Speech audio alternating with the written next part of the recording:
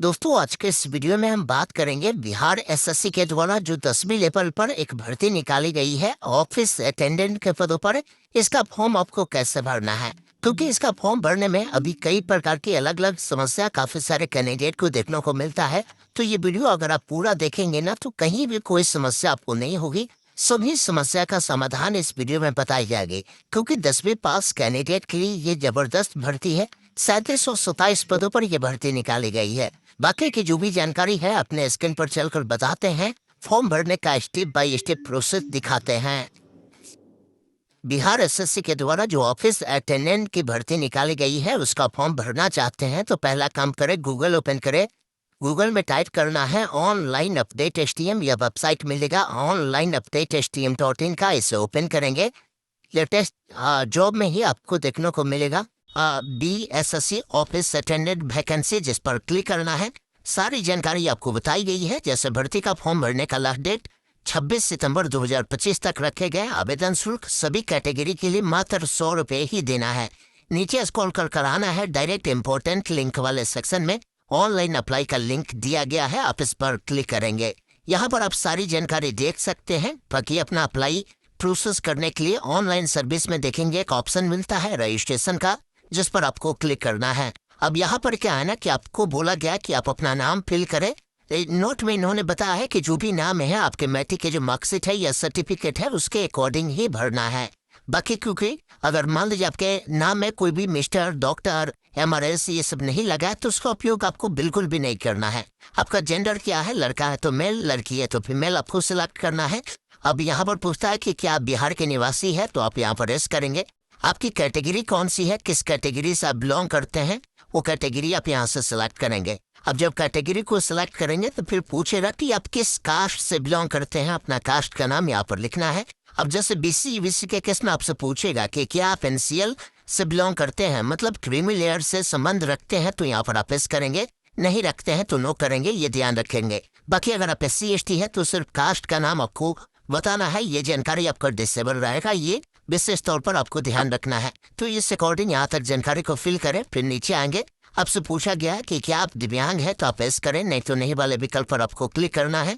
फिर आपको नीचे आना है। आपसे पूछता है क्या आप भूतपूर्व सैनिक है, तो आप अभी यहाँ पर एस करेंगे, नहीं तो नहीं वाले विकल्प पर क्लिक करेंगे। फिर यहाँ पर नीचे आएंगे। आपसे पूछ रहा है कि क्या आप 1 जनवरी 1963 के बाद NCC से विमुक्त होने के बाद बिहार सरकार के अधीन कार्य किया है, तो आप यहाँ पर एस करेंगे।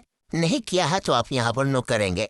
फिर आपसे पूछता है कि क्या आप बिहार सरकार के कर्मचारी हैं जिन्होंने कम से कम 3 साल नियमित एवं रेगुलर सेवा दिया है, तो आप यहाँ पर एस करेंगे। नहीं तो नहीं वाले विकल्प पर क्लिक करेंगे। फिर यहाँ पर पूछता है कि बिहार सरकारी कर्मचारी के बाद प्रयासों की संख्या आपको बताना है। मतलब कि अगर कोई मान लीजिए गवर्नमेंट जॉब में है, उसके बाद वो अगर जॉब के लिए प्रयास किए हैं तो आप बता सकते हैं। नहीं तो आपको इसको 0 सेलेक्ट करना है। आपका जो भी मोबाइल नंबर है अपना मोबाइल नंबर देंगे, अपना ईमेल आईडी को देंगे, मोबाइल नंबर को दोबारा डालेंगे, फिर ईमेल आईडी देंगे। ईमेल आईडी को दोबारा डालना है। जो भी डेट ऑफ बर्थ है, कैलेंडर मिलता है, सबसे पहले जो भी आपका साल हो आप साल को सिलेक्ट करेंगे। जो महीना हो फिर जो डेट हो उसको इस प्रकार आप चयन करेंगे तो आपका उम्र कितना हो रहा है वो बता देगा। फिर नीचे आएंगे। ये जो कैप्चा कोड दिख रहा है उसको यहाँ पर फिल कर एक ऑप्शन मिलता है 7 कंटिन्यू का, जिस पर आपको क्लिक करना है। उसके बाद आपने जो भी जानकारी फिल किया है ना वो जानकारी आपको देखने को मिलता है। सिंपली इसमें कुछ भी अभी एडिट करना है तो अभी नीचे में एडिट का ऑप्शन है, आप एडिट कर सकते हैं। जानकारी सही है तो एक ऑप्शन मिलता है कन्फर्म एंड नेक्स्ट का, जिस पर आपको क्लिक करना है। उसके बाद यहाँ पर आपको ओके वाले विकल्प पर क्लिक करना है। फिर यहाँ पर देखेंगे ना आपका रजिस्ट्रेशन सक्सेसफुल हो जाता है। ये रजिस्ट्रेशन नंबर और पासवर्ड आपके नंबर पर भी भेज दिए जाते हैं, वैसे आप इसको नोट कर रख लेंगे। क्लिक हेयर फॉर लॉगिन वाले विकल्प पर आपको क्लिक करना है। अब लॉगिन करने के लिए आपको अपना रजिस्ट्रेशन नंबर जो पासवर्ड मिले हैं उसे इस कैप्चा कोड को डालकर लॉगिन करना है। उसके बाद आपके सामने इस प्रकार का डैशबोर्ड आएगा। कुल मिलाकर 6 स्टेप में फॉर्म को आपको भरना है, जिसमें सबसे पहला चीज है कि आपको पर्सनल डिटेल देना है, जिसमें आपका जो भी नाम है देखने को मिलता है। जो भी पिताजी का नाम है आपको लिखना है। यहाँ पर माताजी का नाम जो है लिखना है। जो भी आपका जेंडर है आपको देखने को मिलता है। आपका जो भी डोमिसाइल स्टेट है वो मिलता है। बाकी आपका जो निवास प्रमाण पत्र है ना वो कब जारी किया गया है और डेट आपको बताना है, जिसमें सबसे पहले जो भी साल हो, जो भी महीना हो, जो भी डेट हो उसको इस प्रकार चयन करेंगे। फिर आपको अपना निवास प्रमाण पत्र का सर्टिफिकेट नंबर देना है। इसके लिए आप अपने निवास प्रमाण पत्र को देखेंगे ना, तो यहाँ पर ये डेट मेंशन होता है कि किस डेट को जो है ये प्रमाण पत्र बना हुआ है। बाकी प्रमाण पत्र संख्या यही है, यही वाला नंबर जो है प्रमाण पत्र संख्या के रूप में आपको डालना है।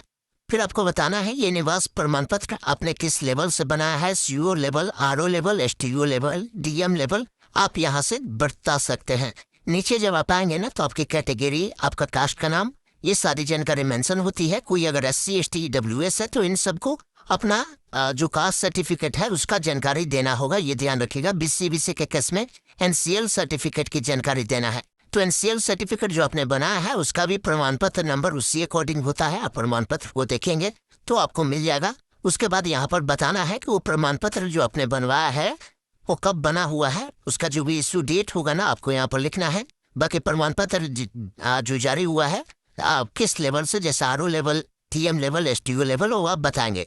फिर यहाँ पर बताएंगे स्वतंत्रता सेनानी के अगर आप आश्रित है तो यहाँ पर एस करेंगे, नहीं तो नहीं वाले विकल्प पर क्लिक करेंगे।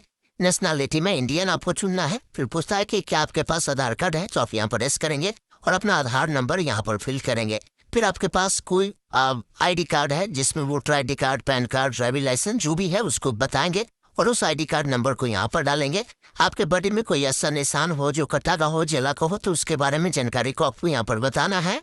नहीं है तो नो मार्क भी आप लिख सकते हैं। फिर पूछता है कि क्या आपको कभी किसी प्रतियोगी परीक्षा जैसे UPSC या राज्य आयोग या अन्य किसी आयु के द्वारा वंचित किया गया, तो इस करें, नहीं तो नहीं वाले विकल्प पर आपको क्लिक करेंगे।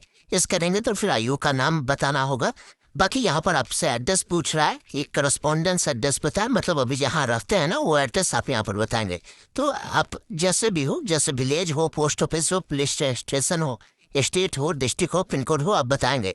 उसके बाद अगर आपका करस्पॉन्डेंस परमानेंट समान है तो इस चेकबॉक्स पर टिक करेंगे, दोनों फिल होगा। अलग अलग है तो अलग अलग जानकारी को फिल कर सबमिट वाले विकल्प पर आपको क्लिक करना है। अब यहाँ पर क्या है ना कि आपके सामने प्रीव्यू आता है कि आपने जो जानकारी फिल किया है उसको देखे कि वो सही है या नहीं है। अगर गलत है तो अभी आप बैक होकर सुधार कर सकते हैं। सही है तो प्रोसीड फॉर पेमेंट पर क्लिक करेंगे। अब पेमेंट आपका जो भी लगता है ना वो पेमेंट देखने को मिलता है। यहाँ पर 2 गेटवे है, एक SBI, एक ICICI या एक्सेस। आप कोई भी गेटवे को चुन सकते हैं, जरूरी नहीं है कि इसमें आपका अकाउंट होना चाहिए, ये ध्यान रखिएगा। उसके बाद प्रोसीड ऑनलाइन पेमेंट वाले विकल्प पर आपको क्लिक करना है। उसके बाद यहाँ से ओके वाले विकल्प पर आपको क्लिक करना है। अब यहाँ पर जो है पेमेंट करने के लिए debit card, credit card, UPI, आप कोई भी एक माध्यम को सिलेक्ट करेंगे। जैसे मैंने UPI चुना तो QR कोड की मदद से चाहता हूँ तो QR कोड को सिलेक्ट कर पहले इस QR कोड को मैं किसी भी UPI ऐप से स्कैन करूँगा, फिर पेमेंट करूँगा। पेमेंट करने के क्रम में आपको थोड़ा सा वेट करना होता है, इस पेज को छेड़छाड़ करने की ज़रूरत नहीं है। जैसे ही आपका पेमेंट क्लियर होता है तो थोड़ा सा वेट करेंगे तो इस प्रकार बताएगा कि आपका पेमेंट सक्सेसफुल हो चुका है। अगर आप इसका स्लिप लेना चाहते हैं तो ले सकते हैं, अन्यथा फॉर्म को आगे बढ़ाना चाहते हैं तो सेव एंड नेक्स्ट पर आपको क्लिक करना है। अब यहाँ पर आपको क्वालिफिकेशन की जानकारी देनी है, जिसमें 10वीं के बारे में बताना है कि 10वीं जो आपने पढ़ाई किया था किस सब्जेक्ट के साथ किया था। तो 10वीं में जो भी सब्जेक्ट होगा ना, सभी सब्जेक्ट का नाम यहाँ पर आप ऐड कर दीजिएगा। जैसे हिंदी हो, मैथ हो, संस्कृत हो, सोशल साइंस हो। फिर जब सब्जेक्ट का नाम लिखेंगे तो आपको बोलेगा कि इसमें जो है कोई भी स्पेशल कैरेक्टर नहीं चाहिए। तो सब्जेक्ट का नाम लिखने के बाद आपको स्पेस देना है। जैसे मैथ है तो स्पेस दे दीजिए, फिर हिंदी है तो हिंदी आप लिखिए। ऐसे सभी सब्जेक्ट का नाम आप ऐड करेंगे। फिर जो भी बोर्ड से आपने 10वीं पास किया है ना, बोर्ड का नाम आपको यहाँ पर लिखना है। कुल कितने का एग्जाम हुआ था, टोटल मार्क्स आपको बताना है। जैसे 500 का हुआ होगा तो यहाँ पर 500 बताएंगे। उसमें आपको कितने नंबर मिले हैं वो जानकारी आपको यहाँ पर बतानी है। फिर आपका जो भी परसेंटेज है ना यहाँ पर देखने को मिलता है। बाकी 10वीं के जो सर्टिफिकेट है या मार्कशीट नंबर है उसको देना है। ये जानकारी आपके जो मार्कशीट होते हैं ना उस पर देखेंगे ना, सीरियल नंबर लिखा होता है, यही नंबर आपको देना है। बाकी सर्टिफिकेट कब इशू किया गया है और डेट आपको बताना है। उसके बाद यहाँ से सबमिट वाले विकल्प पर क्लिक कर ओके वाले विकल्प पर क्लिक करेंगे। अब जैसे ओके वाले विकल्प पर क्लिक करेंगे तो क्वालिफिकेशन का भी प्रीव्यू आता है, उसको एक बार देखिए। अगर एडिट करना है तो यहाँ से एडिट कर सकते हैं। नेक्स्ट पर क्लिक करना है। अब यहाँ पर क्या है ना कि आपका जो भी पासपोर्ट साइज का फोटो है, जो रिसेंट का हो, हाल का हो, 1 महीना से ज़्यादा पुराना नहीं हो, उसको यहाँ पर अपलोड करना है। उसका साइज 20 से 50 KB में होगा। अगर आप डायमेंशन में बनाते हैं तो 200 इंटू 230 पिक्सल हाइट रहेगा। फिर सिग्नेचर आपको 10 से 20 KB में हिंदी इंग्लिश दोनों देना है, ये ध्यान रखिएगा। कई बार आपको फोटो सिग्नेचर में परेशानी होती है तो इसका भी आप साइज बना सकते हैं। गूगल में IM Resizer लिखेंगे या वेबसाइट मिलेगा, इसको ओपन करेंगे। जो भी आपका फोटो होगा यहाँ से फोटो को अपलोड करेंगे। उसके बाद देखेंगे कि इसका विड्थ कितना है, तो 200 है और हाइट 230 है। तो यहाँ पर विड्थ आपको जो है 200 रखना है और हाइट 230 आपको यहाँ पर रखना है। यहाँ से पिक्सल ही रहेगा, JPG ही रहेगा। अब यहाँ से डाउनलोड वाले विकल्प पर क्लिक करेंगे और यहाँ से डाउनलोड करेंगे तो आपका साइज भी बताएगा कि कितना साइज में बना है। अब जैसे डाउनलोड किए, लेकिन गाइडलाइन के अकॉर्डिंग आपका साइज 20 से 50 के में होना चाहिए। तो इस साइज में है तो ठीक है, नहीं तो साइज को कम या ज़्यादा करने के लिए गूगल में लिखेंगे इमेज इंक्रीज साइज। जैसे अगर साइज को बढ़ाना है तो घटाना है तो इमेज डिक्रीज साइज आप लिखेंगे। उसके बाद इस वेबसाइट को ओपन करेंगे, जो भी फोटो है उसको अपलोड करेंगे। आप कितना KB में बनाना चाहते हैं वो KB डालकर या से इंक्रीज साइज पर क्लिक करेंगे। थोड़ा सा वेट करेंगे, आपका फोटो हो या सिग्नेचर हो उसका साइज जो है ये बढ़ जाएगा। उसके बाद बताएगा कितना KB में बढ़ा है। आप यहाँ से डाउनलोड करेंगे, डाउनलोड हो गया उसको यहाँ से आप अपलोड कर दीजिएगा। फिर यहाँ पर क्या आना कि इंग्लिश सिग्नेचर आपको अपलोड करना है, साइज 10 से 20 KB रखिएगा। हिंदी सिग्नेचर यहाँ पर अपलोड करना है, फिर सबमिट वाले विकल्प पर क्लिक करना है। इस प्रकार आपका फोटो और जो सिग्नेचर है सक्सेसफुल अपलोड हो चुका है। अगर आप इसको दोबारा से री अपलोड करना चाहते हैं तो कर सकते हैं, अन्यथा सेव एंड नेक्स्ट पर आपको क्लिक करना है और आपको अपने सिस्टम में वेबकैम रखना है, ये ध्यान रखिएगा। उसके बाद यहाँ पर देखेंगे ओके वाले विकल्प पर मैं क्लिक करता हूँ। फिर यहाँ पर आपके जो सिस्टम में वेबकैम होगा ना वो दिखाना शुरू होगा। यहाँ से पहले परमिशन मांगेगा तो अलाउ कर देना है। अलाउ करने के बाद यहाँ पर फोटो आता है। फोटो में ध्यान ये रखिएगा कि पीछे का बैकग्राउंड बिल्कुल एक कलर का होना चाहिए। व्हाइट बैकग्राउंड हो तो और भी बेटर है, ये ध्यान रखिएगा। और आपकी फोकस बिल्कुल कैमरा का जो लेंस होता है ना उस पर होना चाहिए। और ये ध्यान रखिएगा लाइटिंग भी अच्छी होनी चाहिए आपके फेस पर। तो अपना फोटो यहाँ से आपको कैप्चर करना है, जिसके लिए एक ऑप्शन मिलता है टेक फोटो, जिस पर क्लिक करना है। उसके बाद आपका फोटो यहाँ पर देखने को मिलता है। अब अगर आपको लगता है इसको चेंज करना तो अभी भी आप चेंज कर सकते हैं, दोबारा फोटो ले सकते हैं। अन्यथा अगर आपको लगता सही है तो सबमिट वाले विकल्प पर आपको क्लिक करना है और ओके वाले विकल्प पर आपको क्लिक करना है। इसके बाद फोटो आपका लाइव सक्सेसफुली अपलोड हो चुका है। अगर री अपलोड करना है तो अभी भी ऑप्शन है, आप री अपलोड कर सकते हैं। अन्यथा इस चेकबॉक्स पर टिक कर फाइनल सबमिट के विकल्प पर क्लिक करेंगे। उसके बाद आपका फॉर्म सक्सेसफुल सबमिट हो जाता है। इसका प्रिंट लेने के लिए प्रिंट एक पेमेंट स्लिप है और प्रिंट एप्लीकेशन स्लिप है, इस पर क्लिक कर प्रिंट लेकर अपने पास सुरक्षित रख लेंगे। दोस्तों अभी आपने देखा, मैंने आपको इस भर्ती के बारे में पूरी डिटेल जानकारी बताया कि कैसे इस भर्ती के लिए आपको आवेदन करना है। उम्मीद करता हूँ आपने पूरी जानकारी समझा होगा। तो वीडियो को लाइक शेयर जरूर कीजिए। वीडियो देखने के लिए बहुत बहुत धन्यवाद। जय हिंद।